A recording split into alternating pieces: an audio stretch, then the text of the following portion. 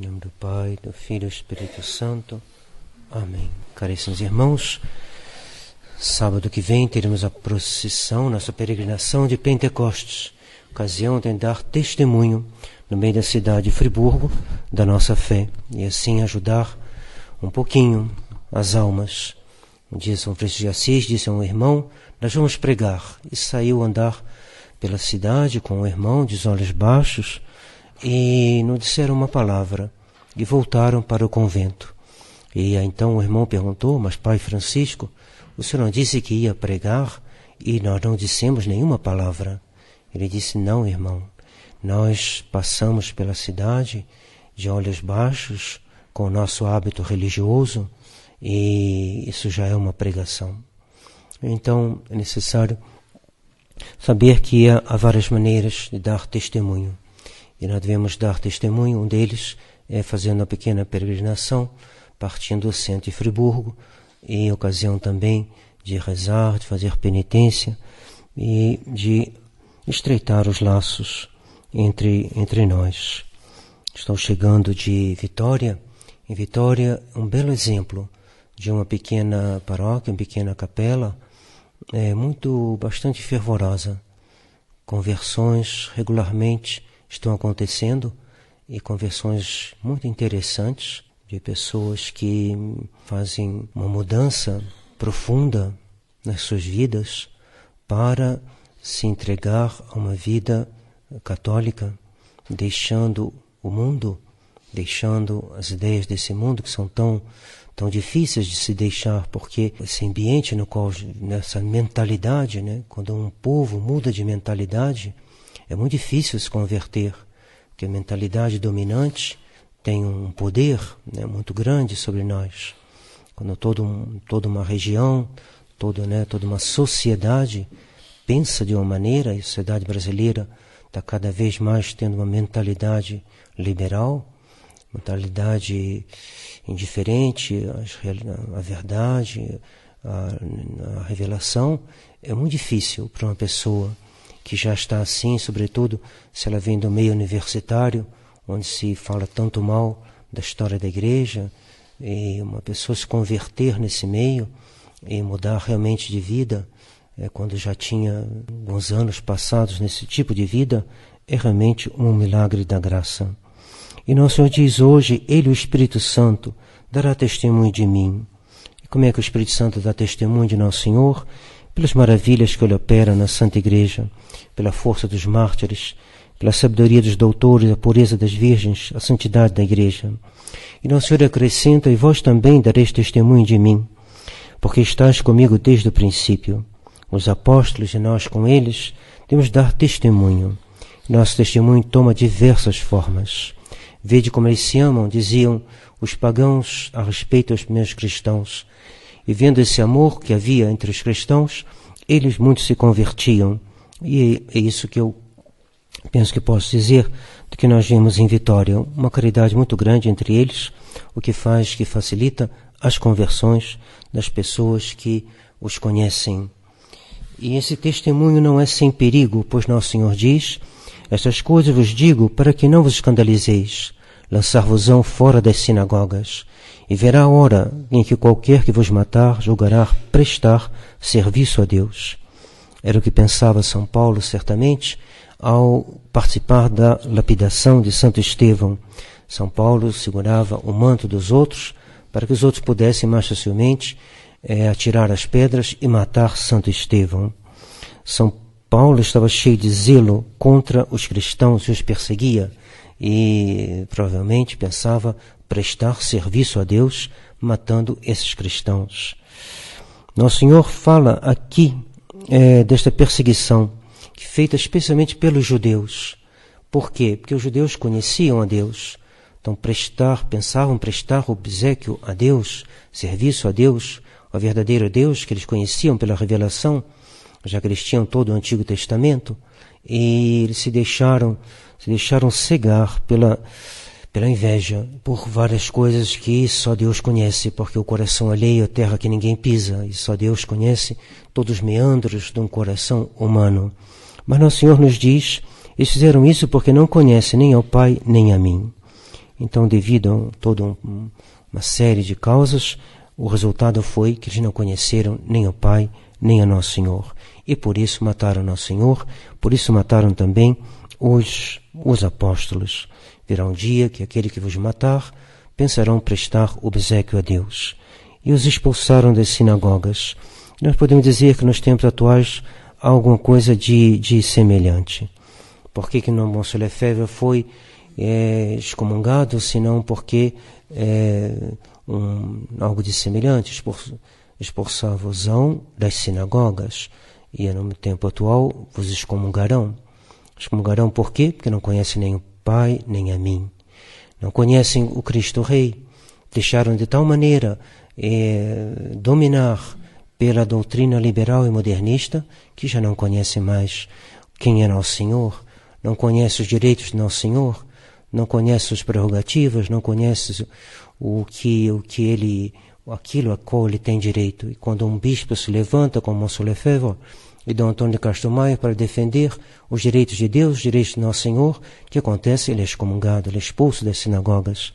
Sinagogas, a igreja é que sucedeu às sinagogas. Ele é expulso da sinagoga, podemos suplicar a igreja conciliar, expulso da igreja conciliar, excomungado.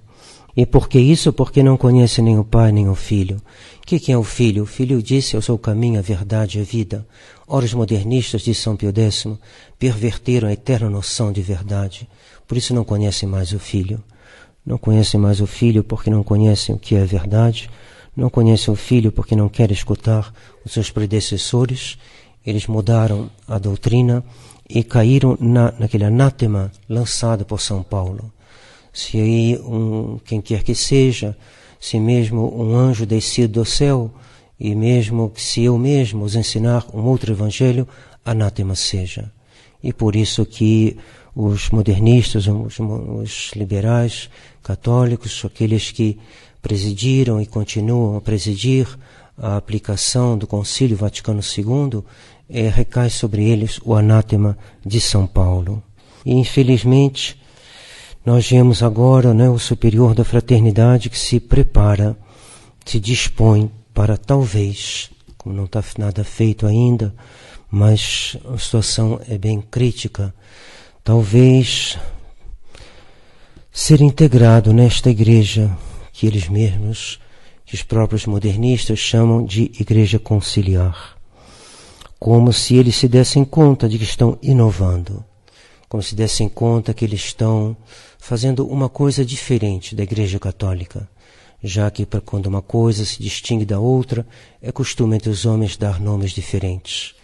E eles se chamando a eles mesmos de Igreja Conciliar, eles nos indicam que eles mesmos notam que eles estão fazendo algo de diferente. Mesmo se agora eles falam de hermenêutica da continuidade, no fundo a verdade não é essa. Há uma ruptura entre São Pio X e Bento XVI, há uma ruptura entre Pio XI com as quais primas e o documento Unitatis Humanae, que nega a Nosso Senhor a sua realeza sobre os estados. E foi por isso que Dom Williamson, Dom Tissier de Malherbe e Dom de Galareta escreveram a Dom Felé que em nome de Mons Lefebvre eles conjuraram Dom Felé de não comprometer a fraternidade de São Pio X num acordo puramente prático com Roma. Conjurar significa chamar a Deus por testemunha daquilo que a gente pede, ou pedir algo fazendo apelo a Deus, como na expressão ajudai-me por amor de Deus. Os pobres na calçada, às vezes pedem, dá uma esmolinha por amor de Deus. Conjurar é isso, é pedir a alguém que por amor de Deus, por consideração a Deus, não por consideração a mim, mas por consideração a Deus. Não por consideração a mim, mas por consideração ao Cristo Rei. Não faça esse acordo. Por favor, não faça esse acordo. Os bispos fiéis conjuraram, pois, por amor de Deus, a Dom Felé, para que ele não entregue a fraternidade na mão dos modernistas. Mas alguns dirão, como nas mãos dos modernistas. A fraternidade não guardará toda a sua liberdade? Infelizmente, a experiência nos mostra que as coisas não se passam assim. E os mesmos primeiros sinais de uma certa mudança já se vê em alguns. Quem observa atentamente o andamento das ideias e dos acontecimentos, nota que a tendência daqueles que querem um acordo com Roma é o de calar, é o de não dar testemunho. E Nosso Senhor falou: vós dareis testemunho de mim. O Espírito Santo dará testemunho de mim e vós também dareis testemunho de mim. Vocês serão expulsos das sinagogas e virá a hora em que aquele que vos matar pensará prestar obséquio a Deus. Dar testemunho é algo perigoso. Dar testemunho é algo arriscado. Dar testemunho é algo que conduz a ser expulso e morto, como foram os mártires. Todos os apóstolos morreram mártires. Todos aqueles que afirmaram a verdade tiveram a sua vida ameaçada. Monsenhor Lefebvre, mais de uma vez, correu o risco de morte. Na Argentina, uma senhora entrou, uma vez que ele estava dando uma conferência à imprensa, ele estava numa casa e o governo argentino era favorável a Monsenhor Lefebvre, então tinha enviado alguns polícias que estavam fazendo serviço de ordem, e aí uma jornalista se apresentou, entrou e rapidamente saiu. O guarda achou estranho, como é que é, se ela é jornalista, ela devia ter ficado um pouco mais de tempo, como é que ela vai fazer o artigo dela, se ela entra e sai tão depressa. Então ele entrou na casa, e ele viu onde é que estava sentado Monsenhor Lefebvre, recostado sobre uma parede.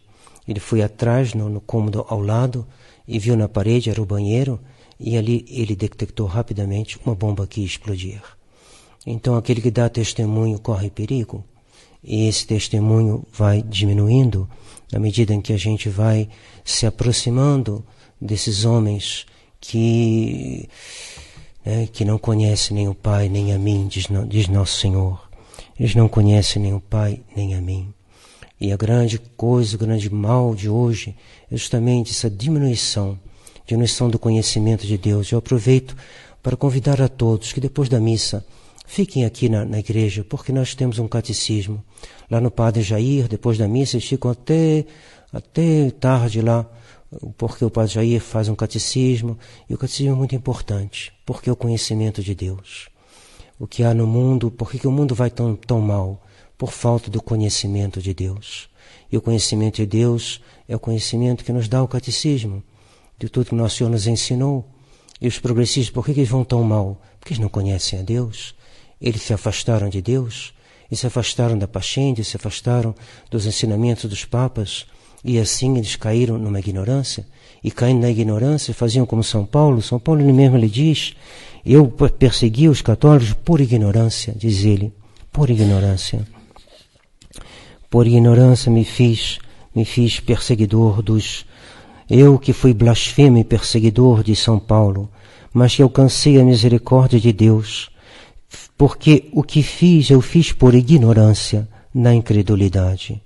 Então ele não sabia, ele era fariseu também, ele é formado pelos fariseus, ele era discípulo daqueles homens, mas os católicos têm menos desculpa do que São Paulo. Os católicos sabem onde é que está a verdade. E se eles se afastam da verdade por falta de zelo, se eles não procuram o catecismo, se eles não procuram conhecer os documentos dos papas, se não procuram conhecer o liberalismo. Um padre amigo lá da França me escreveu: se a tradição fizer um acordo, eu penso que será um castigo devido ao mundanismo da tradição. O que é o mundanismo senão o liberalismo? O que é o liberalismo senão se adaptar ao mundo moderno, naquilo que o mundo moderno tem de inimigo de Deus? Porque o mundo, o que é o mundo? Quando Nosso Senhor fala que o mundo, que Ele não reza pelo mundo, o mundo são as pessoas, na medida em que elas se opõem a Nosso Senhor Jesus Cristo. E aí é um choque terrível. Esse choque que causou a morte de todos os mártires, esse choque continua, pois há mártires nesse momento na China, há mártires na África, há mártires em vários lugares do mundo, perseguições. O mundo são os muçulmanos, o mundo são os judeus, o mundo são os comunistas, o mundo é a China comunista. Tudo isso é o mundo, e o mundo também é o liberalismo. E esse liberalismo que foi se infiltrando dentro do catolicismo. Vamos tentar resumir em 2 palavras, ou um pouquinho mais que 2. O que é isso? O que é esse monstro que se chama liberalismo católico?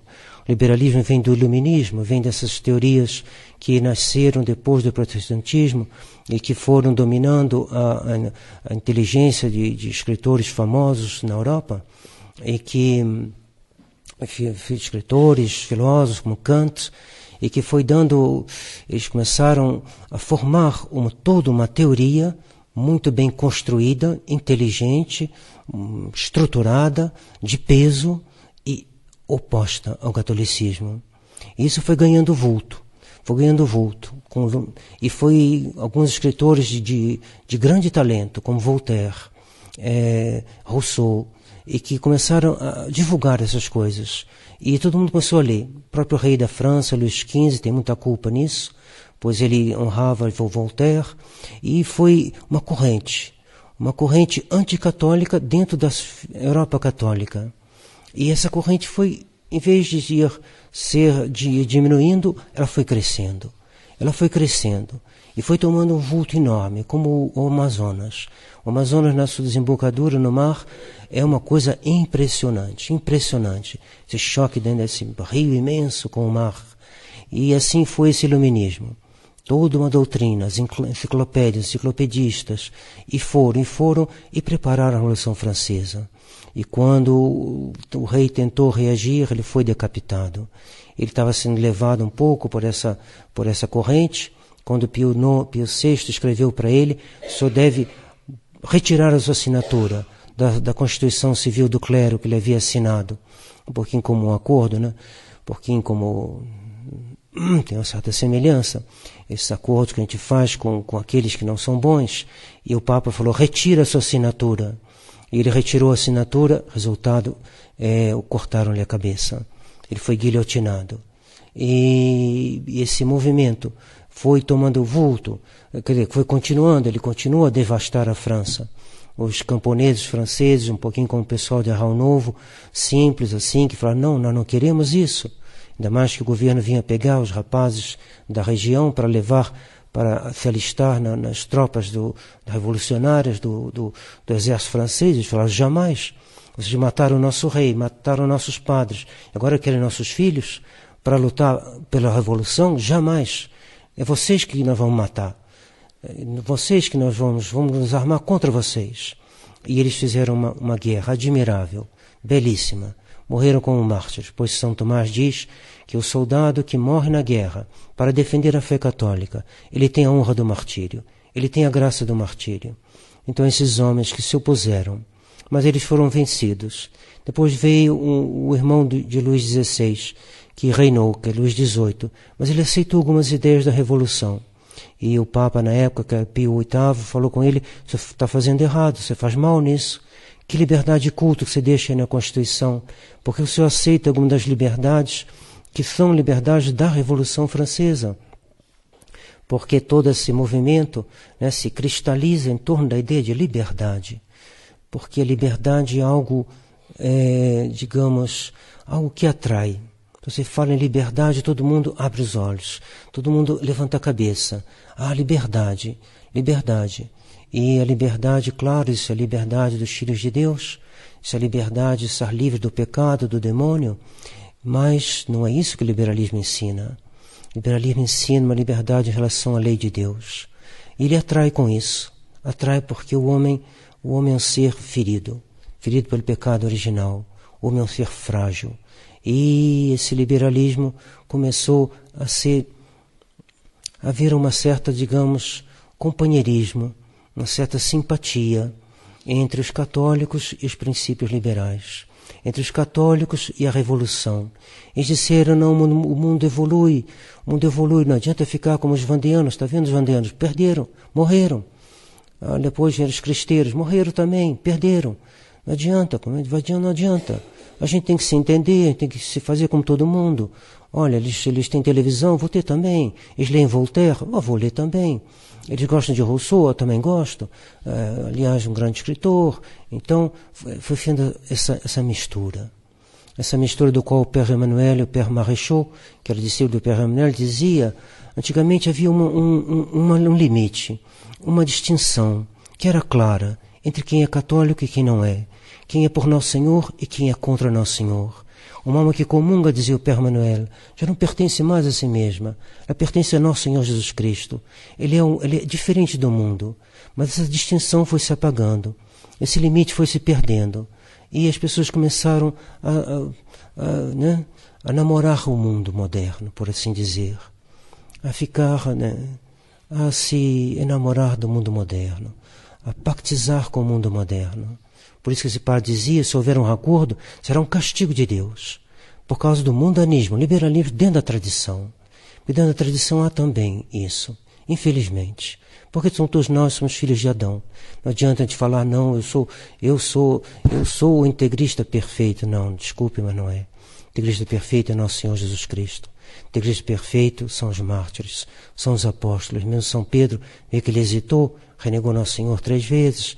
Então a gente deve ser cheio de humildade, mas saber que tem que combater. Havia um santo que dizia, sempre tive muitos defeitos, mas nunca fiz a paz com eles. Então o católico, que quer ser um bom católico, não deve fazer a paz com o mundo moderno. Não deve fazer a paz. Não há paz para os ímpios, diz o Salmo. Não há paz entre nós e o mundo moderno. Entre nós e o mundo moderno, entre nós e o liberalismo, há a guerra. Eu não vim trazer a paz, mas a espada de Nosso Senhor. A espada para fazer o quê? Para fazer mal ao meu próximo? Para faltar à caridade? Não. A espada que Nosso Senhor traz é a palavra de Deus, que é como uma espada de 2 gumes, que vai até a medula da alma, para separar o que é de Deus e o que não é. E o que não é, a gente vai no confessionário, e a gente confessa. E o que não é de Deus, a gente pede na hora da comunhão. Meu Deus, me livre dos meus defeitos, me livre do que aquilo que eu aceitei desse mundo moderno, que eu aceitei do demônio, que o demônio roda aqui dentro de nós. Uma vez São Domingos, ele teve uma visão. O demônio veio visitar ele, por assim dizer. Acho que foi um sonho. E ele viu o demônio entrando no mosteiro dele. E o demônio entrou na capela. Ele falou, o que você está fazendo na capela? Aí ele falou, você está muito enganado. Na capela? Eu ando pela capela. Quando seus monges têm distração, sou eu que estou lá? Na capela. Conheço muito bem sua capela. Conheço a sua capela e conheço seus monges. Tem monge que fica olhando para o lado. Tem monge que não presta atenção na psalmodia. Tem monge que pensa em outra coisa durante a missa. Eu trabalho bastante na sua capela. Aí ele falou, meu Deus do céu. Aí saíram dali e foram para o refeitório. Ele falou, e você vai no refeitório também? Claro que eu vou. Seus monges comem demais. Seus monges são gulosos. Seu monge é isso, seu monge é aquilo. Ele falou, meu Deus do céu. Aí foi no dormitório. E ele falou, você vai no dormitório também? Mas é claro que eu vou no dormitório. Seus monges que chegam atrasados de matinas, está vendo? Eu vou lá também. Eu trabalho no refeitório. E aí foi rodando o mosteiro todo. Aí chegou na hora do capítulo. Aí o demônio quis entrar. Mas ele falou, entra, é o capítulo. Não, aqui eu não entro não. Por que você não entra no capítulo? Porque aqui vocês têm o capítulo das culpas. Aqui vocês se acusam das suas faltas externas, né? É o capítulo que nós estamos acusando das faltas externas, aqui eu não entro. Aqui eu não entro porque aqui vocês se acusam. Então o bom católico deve fazer isso.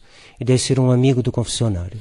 E lá no confessionário, ele pede a Nosso Senhor, meu Deus, retira de mim o que é contrário a vós. Retira de mim o que é contrário ao vosso reino. Porque quando a gente fala do Cristo Rei, não é só uma questão de botar uma coroa em cima da cabeça de um homem para que ele seja rei. Não é isso.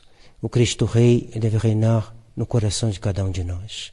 O Cristo Rei deve reinar nas nossas escolas, nossas famílias. Deve reinar em toda a sociedade, mas a começar pelo nosso coração.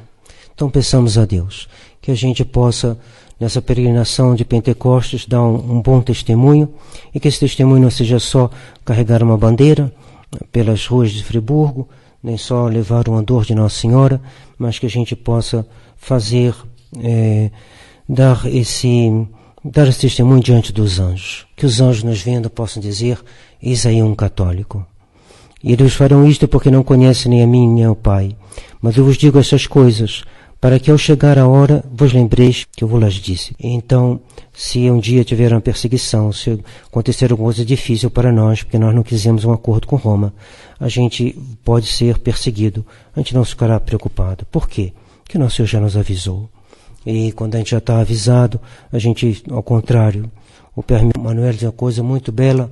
Ele diz: quando virá o anticristo e fará todas as suas perseguições, fará tudo, as coisas mais horríveis para destruir a fé dos católicos. E ao contrário, a fé dos católicos será reforçada. Porque eles dirão: nosso Senhor já não tinha nos avisado de tudo isso.